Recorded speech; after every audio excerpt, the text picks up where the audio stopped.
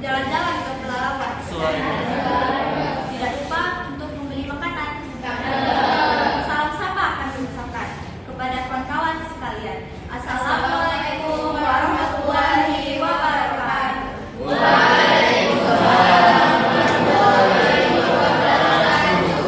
Sebelumnya perkenalkan, nama saya Sadat Ibar dari kelompok 2 sebagai moderator untuk kelompok 1.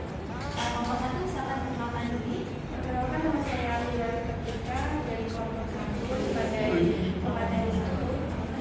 Saya juga Dewa Metur Anda sebagai moderator kelompok 1. Rahmawati Arya sebagai pemateri. Baik, di sini kelompok 1 akan mempresentasikan tentang konsep dasar organisasi dan teori-teori komunikasi organisasi. Oke, pada rekan sekalian, silakan. Baiklah, saya akan menjelaskan tentang konsep dasar dan teori dari komunikasi organisasi. Konsep dasar organisasi ini mengikuti struktur, tujuan, budaya, dan proses dalam suatu entitas yang bekerja dalam suatu bekerja sama untuk mencapai tujuan yang ditentukan. Teori organisasi, sedangkan teori organisasi mencoba menjelaskan dan memprediksi perilaku individu, kelompok, dan struktur dalam konteks organisasi seperti teori klasik, neoklasik, kontingensi, dan modern. Beberapa konsep dasar organisasi sendiri yaitu ada pertama komunikasi organisasi.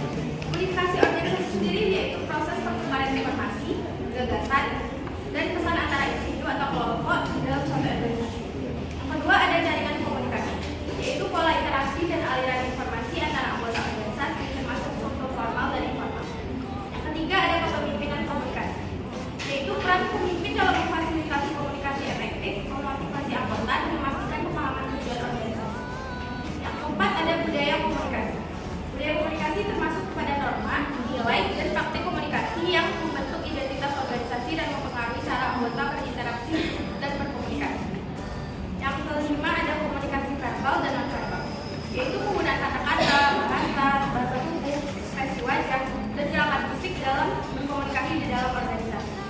Yang keenam ada komunikasi formal dan informal, yaitu komunikasi yang terjadi melalui saluran resmi seperti rapat dan memo, serta komunikasi yang tidak resmi seperti percakapan sehari-hari dan jaringan personal.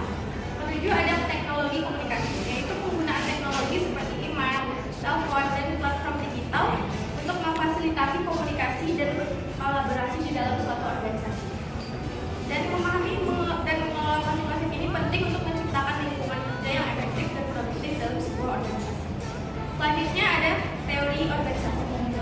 Teori organisasi ialah kerangka konseptual yang digunakan untuk memahami perilaku organisasi dan pola hubungan antara berbagai elemen di dalamnya. Tujuan utamanya yaitu untuk menjelaskan bagaimana organisasi beroperasi, bagaimana mereka berkembang, dan bagaimana mereka bereaksi terhadap lingkungan. Baiklah, selanjutnya sejarah organisasi akan dijelaskan oleh Ibu. Sebelumnya saya akan menjelaskan tentang sejarah komunikasi organisasi. Dimulai pada abad ke-20, pada masa ini komunikasi organisasi lebih sangat terbatas dan bergantung pada komunikasi langsung antara individu atau melalui surat pos. Lalu masuk ke awal abad ke-20, perkembangan teknologi seperti telepon dan mesin. Jelaskan tentang struktur organisasi. Struktur organisasi merupakan seperangkat mekanisme formal yang dikelola oleh organisasi tersebut. Struktur ini menetapkan atas bagaimana tugas pekerjaan yang dikelompokkan dan dikoordinasikan melalui sistem formal. Struktur organisasi juga menunjukkan kerangka susunan dan pola hubungan antara fungsi bagian-bagian yang menunjukkan kedudukan, tugas, wewenang, dan tanggung jawab yang berbeda-beda dalam suatu organisasi, mengandung spesialisasi kerja, standarisasi, koordinasi dalam pengambilan, atau pembuatan keputusan. Selanjutnya adalah materi pengelolaan dan proses organisasi. Organisasi mengelola perubahan, inovasi, dan pembaharuan dengan berbagai cara. Yang pertama itu ada pemahaman tentang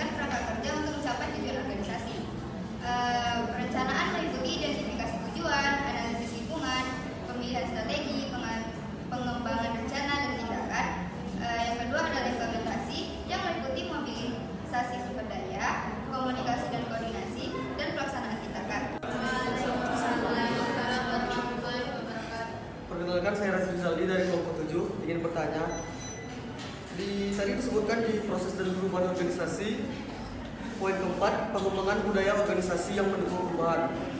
Bagaimana contoh tersebut jika dalam suatu organisasi atau dalam suatu perusahaan? Terima kasih. Baiklah, saya di panitia perwakilan akan menjawab pertanyaan dari Kajik, yaitu bagaimanakah contoh dalam suatu organisasi atau perusahaan tentang pengembangan budaya organisasi yang mendukung perubahan. Itu salah satu contohnya seperti reward dan pengakuan sebuah pemimpin kepada karyawannya karena telah berhasil melewati suatu masalah yang dihadapi di dalam sebuah perusahaan itu. Seperti membangun sistem penghargaan yang memperkuat perilaku yang mendukung perubahan dan inovasi. Ini bisa berupa pengakuan atas kontribusi, menghadapi tantangan dan pencapaian yang luar biasa dalam menerapkan perubahan yang sukses. Kalau itu kan perubahan organisasi, kalau pengembangan budayanya gimana? Bagaimana? Apa contoh dari pengembangan budaya? Itu sendiri kan mungkin merupakan budaya dari perusahaan itu sendiri. Jadi kalau ada salah satu karyawannya yang berhasil menyelesaikan suatu masalah, mencapai suatu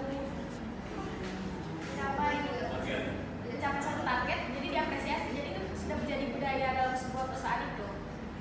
Berarti jika suatu karyawan melakukan suatu target, mencapai suatu target, itu termasuk pengembangan dari budaya organisasi tersebut. Jadi itu kan jadi kayak sebuah mendukung perubahan dan inovasi. Jadi karyawannya jadi lebih semangat untuk kerja, gitu. Jadi ada motivasi buat kerja. Baik, terima kasih. Assalamualaikum warahmatullahi wabarakatuh. Dan saya Dana Nova dari kelompok 3 ingin bertanya kepada kelompok 1.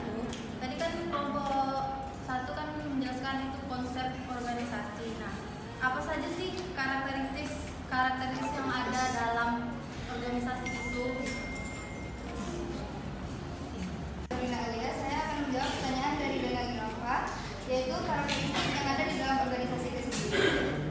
Sebelumnya, karakteristik organisasi itu merupakan suatu kondisi di mana setiap organisasi atau lingkungan kerja mempunyai peraturan, kebijakan, sistem, pemberian hadiah, dan isu lainnya yang berpengaruh kepada setiap karyawannya.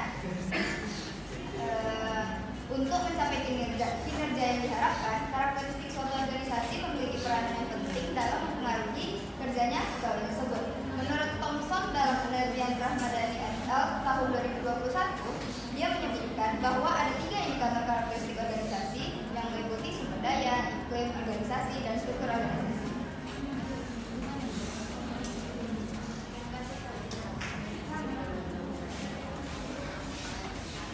Assalamualaikum warahmatullahi wabarakatuh.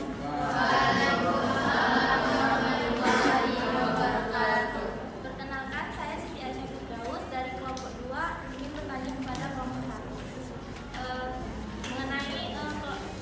mengenai komunikasi organisasi ini kan menurut Gok Haber terdapat 7 konsep organisasi. Salah satunya yaitu lingkungan. Nah, kenapa lingkungan bisa termasuk ke dalam konsep organisasi? Sekian dari saya. Assalamualaikum warahmatullahi wabarakatuh.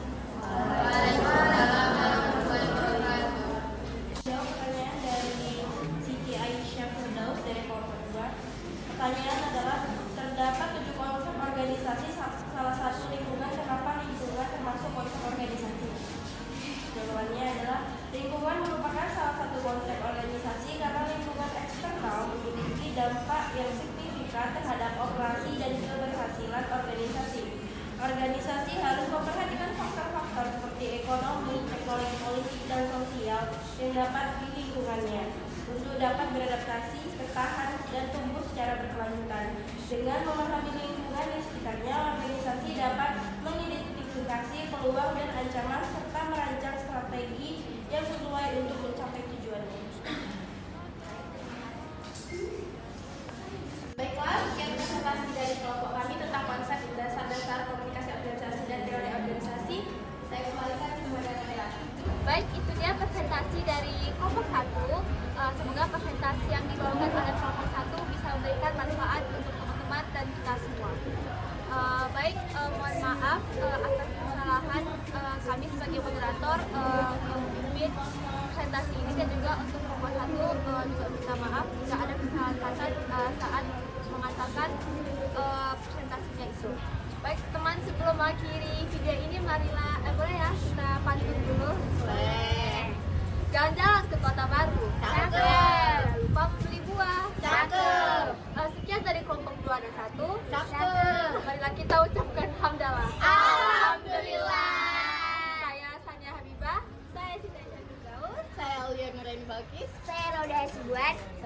diri sendiri. Izin pamit undur diri. Wabillahi taufiq wal hidayah. Wassalamualaikum warahmatullahi